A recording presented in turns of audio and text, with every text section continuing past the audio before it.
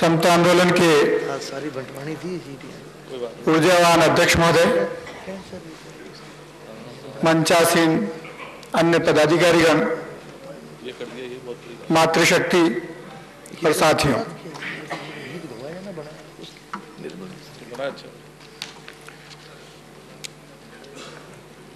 समता आंदोलन से जुड़ने के पहले से जो कुछ थोड़े से अनुभव आए थे उनको मैं अति संक्षिप्त रूप में आपके सामने निवेदन कर रहा हूं।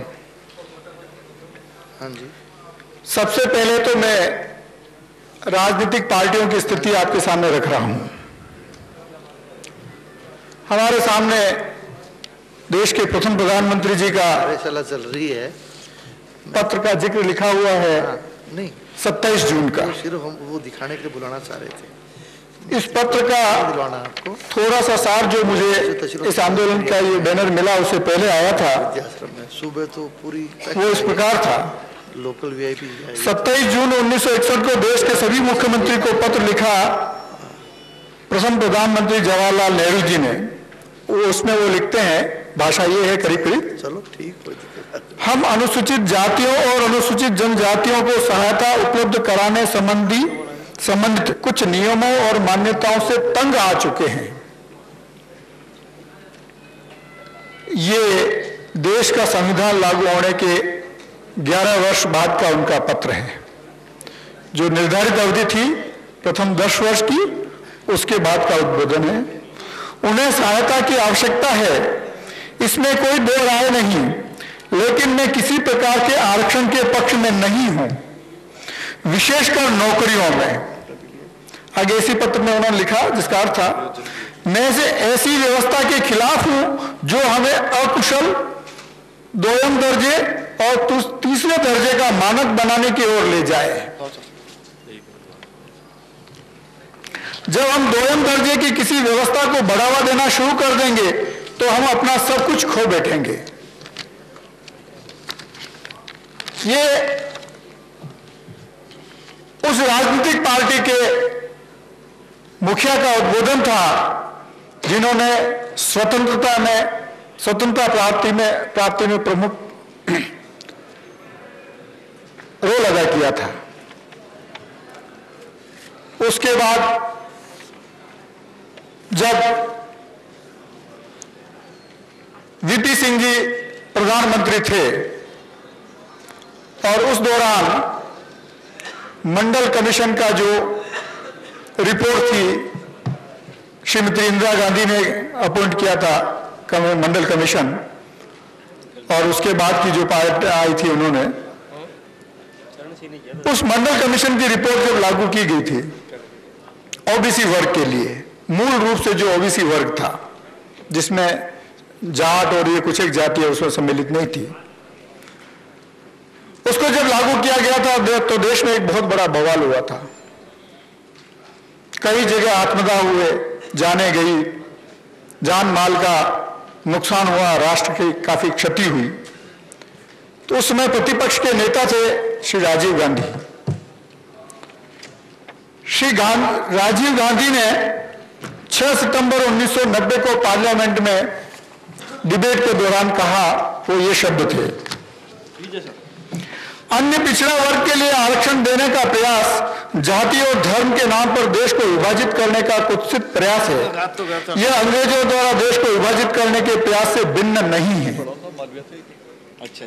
ये कांग्रेस पार्टी के 2 प्रमुख प्रधानमंत्रियों के वर्जन है, उनके भाव है, जिनको मानने के लिए आज भी की जो कांग्रेस पार्टी है वो बाध्य है, इससे परे नहीं जा सकती।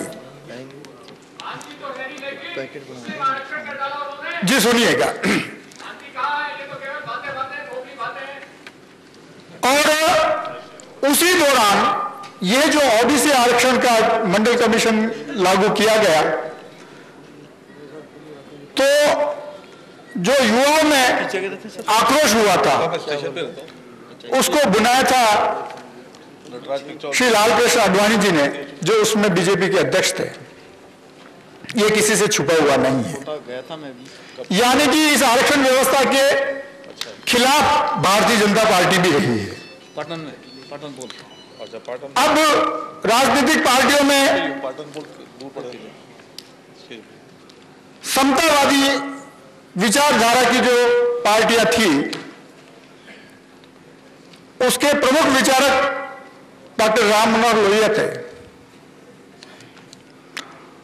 और उनका कथन हमेशा ये रहा था कि आर्थिक जो विभेद है समाज के अंदर उसको खत्म किया जाए। तो उसी पार्टी के जो एक फॉलोअर रहे श्री मुलायम सिंह जी यादव और उनके पुत्र, उन्होंने इसकी पालना जो हाल ही में की वो आपके सामने है। अब बची दो राजनीतिक पार्टियां और कम्युनिस्ट पार्टियां, भारतीय कम्युनिस्ट पार्टी और मार्क्सवादी कम्युनिस्ट पार्टी। इन दोनों की टोटल राजनीति, टोटल कथन यह है कि देश में समाजवादी व्यवस्था हो, आर्थिक विभेद खत्म हो और सिर्फ गरीब को ही फायदा हो, गरीब के लिए ही ये लड़ाई लड़ते हैं। यानी इनका आरक्षण का आधार जो इनकी कथनी है उसके अनुसार सिर्फ आर्थिक आधार होना चाहिए। तो आज देश की सारी राजनीतिक पार्टियां ये मानती है और ये आधार थ्योरेटिकल लिए हुए चलती है कि देश में जातीय आरक्षण नहीं होना चाहिए और अगर आरक्षण है तो सिर्फ आर्थिक आधार पर हो, ताकि देश की जो प्रतिभाएं हैं जो आर्थिक दृष्टि से कमजोर है वो आगे आए, उससे राष्ट्र का विकास हो, व्यक्ति का विकास हो और समाज का विकास हो। अब एक दूसरा उदाहरण मैं आपके सामने रख रहा हूं।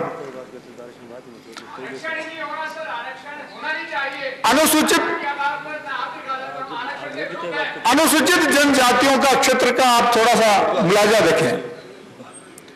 राजस्थान में अनुसूचित जनजातियां हैं, दक्षिणी राजस्थान में। मध्य प्रदेश में जो जनजातियां हैं वो भाग भी राजस्थान के दक्षिणी राजस्थान से जुड़ा हुआ है। गुजरात में जो जनजातीय क्षेत्र है वो राजस्थान के दक्षिणी भाग से जुड़ा हुआ है। इधर आपका झारखंड, बिहार का कुछ हिस्सा नीचे की तरफ, ईस्टर्न स्टेट्स और आंध्रा का भाग, कुछ भाग। अब आप देश की जो राष्ट्रीय स्तर की सेवाएं हैं, सरकारी सेवाएं, IAS, IPS, IFS, Indian account services, Indian railway services और इंडियन पोस्टल सर्विसेज, आप जरा सा इन सर्विसेज में जो एम्प्लॉय है उनका विश्लेषण करें। थोड़ा बहुत आंकड़े मेरे पास है और थोड़े बहुत मैं आग्रह करूंगा कि आरटीआई के तहत इसको और लेकर के इसको हाईलाइट किया जाए। ये जो राष्ट्रीय स्तर की सेवाएं मैंने आपके सामने कही है, इनकी 90% पोस्टों पे राजस्थान के 2 या 3 जिलों के लोगों का कब्जा है। 90% पे, 1 या 2 जिले का, उसके आसपास मान लीजिएगा। और इन सर्विसेज के अंदर जो ये जनजाति 12% बताई जाती है पूरे देश के अंदर, उनकी आधी प्रतिशत से भी कम लोगों का इनके 99.9% पोस्टों पे कब्जा है। गत वर्ष इस आरक्षण के संबंधित रैली के संबंधित में दक्षिण राजस्थान के टूर पे था, डूंगरपुर और बांसवाड़ा का शायद 5 फरवरी 2011 का टाइम था। बांसवाड़ा के गांधी चौक के अंदर जो है रैली का स्वागत किया गया था और वो हुआ था कार्यक्रम। वहां से श्री भवानी जी जोशी उस कार्यक्रम में पहली बार सम्मिलित हुए आरक्षण के इस मुद्दे को लेकर के कि भाई ये आरक्षण खत्म होना चाहिए, बाकी वो सारा आरक्षण की व्यवस्था की बात उधर करते थे। मंच में बैठे थे, मैंने जोशी जी से सिर्फ एक सवाल पूछा था। मैंने जोशी जी 5 साल तक आप स्वास्थ्य मंत्री रहे, राजस्थान में जो वास्तव में जनजातीय क्षेत्र के लोग हैं वो दक्षिण राजस्थान में रहते हैं। बांसवाड़ा है, प्रतापगढ़ है, डूंगरपुर है, आधा उदयपुर जिला है और आधा सिरोही जिला है। मुझे एक बात बताइए, आपके इस 5 साल के कार्यकाल के अंदर ये जो 5-6 जिले हैं, इनमें से कितने एमबीबीएस के लड़कों का सिलेक्शन हुआ? जिस दौरान वो स्वास्थ्य मंत्री थे, मैंने कहा ईमानदारी से बता दीजिए मंच पे, उन्होंने कहा कि एक भी लड़के का सिलेक्शन नहीं हुआ। तो जिस उद्देश्य के खातिर ये नियम बनाए गए, ये संविधान में संशोधन किया गया, वो वास्तविक हकदार में से एक को भी उसका जो है अधिकार नहीं मिला। वो जितने भी थे वो उस जगह से थे जो अपने आप में लखपति थे, करोड़पति थे, 600 बीघा जमीन थे, 1000 बीघा जमीन थी।